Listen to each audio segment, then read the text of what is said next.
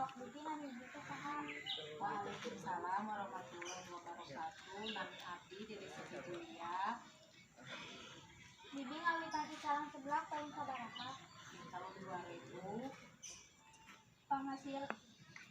Penghasilan bibi sapoe teh sabaraha? Tenang tos, kadang pagi bulannya 100, tapi di 50 sampai 70 ribu. Bibi isalang sabu sabaraha bisa kabu sabaraha? Kabu balapan keliling, begitu kabu balapan bening. Sabaraha modal usaha ieu teh, Bi? Modal usaha pertama 200 ribu. Hadir nama, mung nambihan bae 0,0, kisaran 50 ribu, nanti 70 ribu. Alamat bibi teh di mana?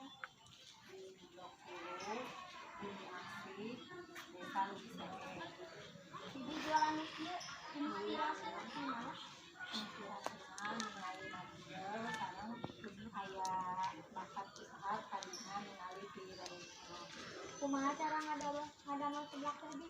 Kadang sebelah habitan ditekeun minyak kapoali, terus ditekeun bumbu, endog, sareng ditekeun cai, sekarang ngasih kerupuk, sareng sajadinya. Saha wae anu ngabantosna? Ngabantosan kadang ulang kali kami ibu-ibu sekolah, kami sekolah mah punya wirawai. Bibi papasanna tadi sabaraha? Kadang subuh, kadang kami ulang kali sekolah, sekolah.